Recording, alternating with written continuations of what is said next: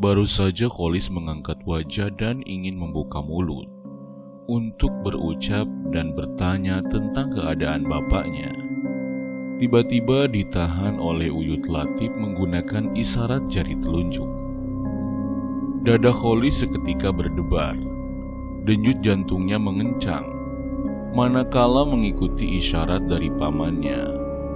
Telinganya mendengar suara layaknya seseorang berjalan dengan menyeret sesuatu. Cukup lama suara itu terdengar dan seperti tengah mengitari rumah panggung Uyut Latif yang sudah ditempati puluhan tahun. Walaupun Uyut Latif tak menikah, namun beliau tergolong orang yang rajin sehingga area sekitaran dan dalam rumahnya selalu bersih.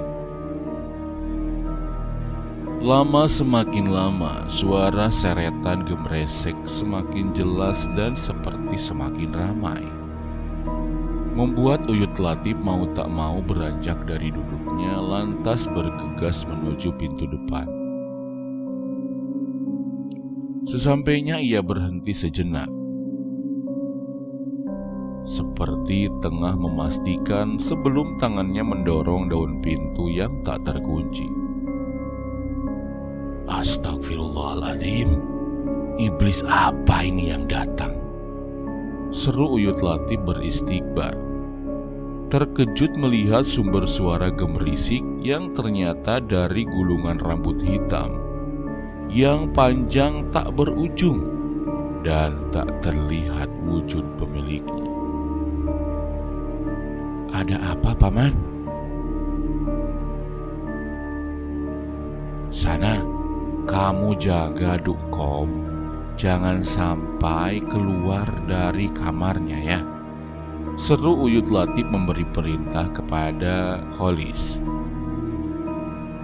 Walau masih dirundung penasaran, Kholis tetap menuruti perintah pamannya. Ia bergegas menuju kamar yang terletak di sisi kiri berbatasan dengan ruang makan. Getaran langkah kaki cepat yang menapak di lantai papan membuat riuh ramai suasana rumah Uyut Latif. Bukan saja dari derap langkah Kholis, tapi juga dari dalam kamar. Kamar di mana Komala berada. Hal itu membuat Kholis yang baru saja sampai di ambang pintu berhenti sejenak, menajamkan pendengarannya yang menangkap samar, seperti suara orang yang bernyanyi lirih. Merinding tubuh Kholis saat benar-benar yakin jika suara lirih itu berasal dari dalam kamar di depannya. Sebab yakin bila itu bukan suara Komala adiknya. 1-2 detik Kholis masih terpaku mematung di depan pintu. Namun ketika suara lirih berbarengan suara derap langkah kaki di lantai papan kembali ramai, ia pun berniat membuka pintu. Sayang walau dengan sekuat tenaga, Kholis tak dapat membuka pintu papan itu. Sementara nyanyian dan derap kaki semakin jelas, membuat rasa takut dan penasarannya berimbang menguasai. Ketakutannya yang tinggi akan keselamatan adiknya akhirnya menuntun Kholis untuk mendekatkan wajahnya pada celah papan yang tak rapat. Ia ingin memastikan sebentar keadaan di dalam kamar sebelum ia berencana membuka paksa. Wajah Kholis dalam sekejap langsung memucat ketika mata kirinya yang mengintip dari sela papan melihat jelas Komala tengah menari dalam redupnya cahaya kamar bersama sesosok wanita. Semakin jelas gurat ketakutan di wajah Kholis ketika ingatannya kembali melambung, mencoba mengenali sosok wanita yang tengah bersama Komala. Yang tak lain adalah sosok wanita bergelung dengan bau tubuh khas kapur barus sewaktu dia muncul di dalam kapal ketika perjalanan.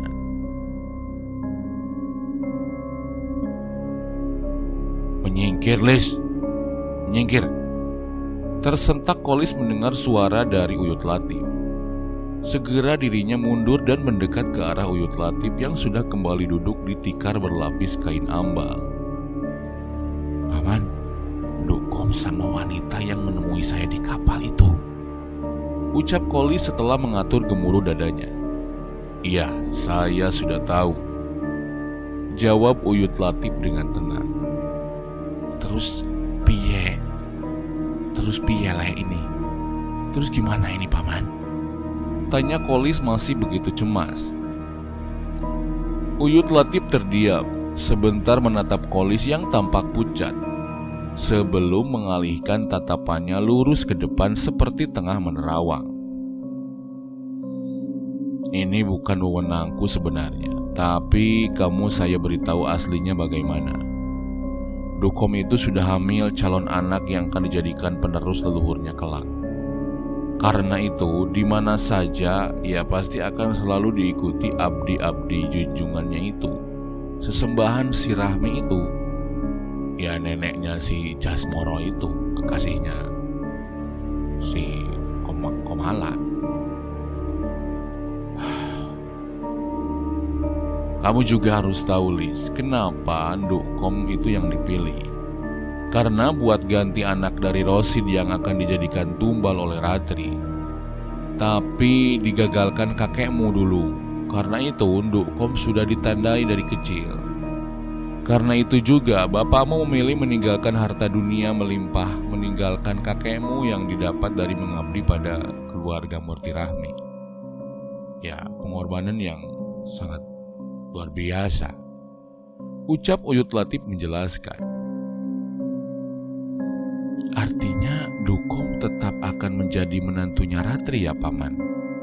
Tetap tidak bisa diselamatkan, sahut Kolis dengan gelisah. Berat, Lis, andai bisa harus cari gantinya. Kalau tidak harus memilih salah satunya, nyawa Ndukom atau nyawa bayi titipan itu. "Pateni ae bayinya, Le. Bunuh saja bayinya, Le," timpal Kolis dengan geram. Uyut Latif hanya tersenyum mendengar amarah Kolis. Ia tahu jika bagi Kolis, nyawa Komala jelas lebih berharga dibanding nyawa bayi yang ada dalam rahim adiknya itu. Ya, gak mudah. Andai harus seperti itu, yang bisa hanya Ndukom sendiri. Karena puncaknya perjanjian Rahmi dengan iblis hutan Geong di keturunan ketiga yang akan diritualkan nanti, ya tepat tanggal 13 bulan ke-7 itu. Dan tepat saat acara jejer pandan atau nikah batin, ya saat itulah waktunya untuk menggagalkan sekalian untuk memutus rantai kengerian ini. Ini yang Paman katakan bentuk pengorbanan bapakmu. Ndukom yang bisa memutus selamanya perjanjian Rahmi dan junjungannya sang iblis itu. Karena bapakmu sudah menukar pancer Ndukom yang kamu buang di tengah laut. Jelas dan sangat terang ucapan Uyut Latif pada Kolis. Tapi belum sempat Uyut Latif meneruskan kalimatnya, ia dikejutkan suara keras pintu kamar Komala yang dibuka. Serentak Kolis dan Uyut Latif mengarahkan pandangannya ke arah kamar, menatap heran juga terkejut akan sosok Komala yang berdiri tegak dengan mata melotot tajam kepada keduanya. Namun sepersekian detik antara Komala dan Kolis serta Uyut Latif semata-mata terdiam. Tak ada ucapan atau kalimat apapun, seolah mulut mereka terkunci. Suasana canggung itu akhirnya terpecahkan oleh langkah Kolis yang memberanikan diri bangkit dan melangkah mendekati Komala. Walau dalam hatinya merasa was-was, namun melihat sang adik yang berbeda serta perasaan tak enak terhadap Uyut Latif, Kolis pun mencoba ingin menegur. Akan tetapi, sesampainya di depan Komala, Kolis terjingkat dan kembali harus beringsut mundur. kamu ikut dijaga karena kelak saya butuhkan. Kalau tak saya butuhkan, sudah saya habisi selembar nyawamu itu." Tegas dan bernada sinis suara Komala kepada Kolis. "Latif, jangan sampai saya harus melanggar janjiku dulu pada ibumu. Ini peringatan untukmu ya." Tak hanya Kolis, Uyut Latif yang masih duduk pun tergelak hebat mendengar ucapan tegas Komala. Namun setelah beberapa detik, Uyut Latif mengamati dalam-dalam. Dirinya mengangguk pelan, yakin jika yang ada di depannya yang baru saja bersuara keras dan tegas itu bukanlah Komala. Apalagi kalimat yang terlontar yang mana menyentuh perihal orang tuanya. Semakin menegaskan bila di balik wujud sosok Komala bersemayam sosok yang selama ini paling dirinya hindari. Sedangkan Kolis, keberaniannya yang sudah rontok oleh sikap Komala, berdiri menyandar pada dinding papan dengan wajah pucat penuh ketakutan. "Nyi Rahmi, saya tidak akan ikut campur urusanmu. Tapi ya anak ini terlanjur sampai di sini, maka harus saya lindungi, dia keponakanku. Masalahmu dengan orang tuaku dulu ya sudah bukan lagi urusanku." Pelan namun tegas dan penuh makna ucapan Uyut Latif pada sosok Komala yang diyakini di dalamnya ada Nyi Rahmi, sosok wanita pembuka persekutuan dengan iblis hutan Geo. "Lancang kamu, sekarang aku mengalah. Saya beri kesempatan untuk nyawamu, tapi ingatlah, berani menyentuh calon yang ada dalam rahim anak ini, kamu tidak akan selamat.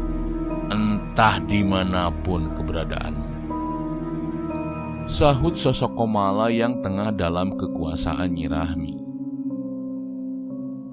Setelah mengucapkan kalimat bernada ancaman, Komala membalikkan tubuhnya masuk ke dalam kamar, menyisakan wangi pandan berpadu kasturi putih menyebar seantero di dalam rumah Uyut Latif. Hening suasana setelah Komala tak lagi terlihat, membuat sedikit lega jiwa Kolis. Segera ia melangkah mendekati Uyut Latif. Wajahnya yang masih terlihat pucat, diusapnya beberapa kali, berusaha menghilangkan ketegangan yang menyerat jelas. "Mulai malam ini, kita harus lebih hati-hati, Lis," pesan Uyut Latif dengan wajah datar tanpa ekspresi. "Harus gimana sekarang, Paman? Saya sudah pusing mikirin urusan ini. Anak dan istriku pasti sudah menunggu dan khawatir saya tidak pulang-pulang," timpal Kolis dengan gusar. "Kalau mau pulang, kamu nanti 3 hari lagi nunggu aku ya," ujar Uyut Latif menimpali keluhan Kolis. "Maksudnya nunggu Paman gimana?" tanya Kolis yang heran dengan ucapan Uyut Latif. "Kamu besok lelek tinggak 3 hari. Tidak perlu tahu lelek di mana. Penting kamu jaga adikmu, jangan sampai keluar kalau hari sudah gelap. Kamu juga harus hati-hati. Masalah makan nanti Mbah Sanir yang mengantar," terang Uyut Latif sembari bangkit dari duduknya dan melangkah ke dalam berniat menunaikan sholat Isya yang sudah tertunda beberapa waktu karena kejadian-kejadian yang baru saja ia alami. Ingin rasanya Kolis berucap menolak, namun belum sempat mengungkapkan keberatannya, sang paman telah berlalu. Membayangkan dirinya yang akan sendiri tanpa Uyut Latif langsung membuat wajah Kolis mempias. Ya meskipun hanya 3 hari, tapi baginya itu sangat terlalu lama dan juga sangat berat.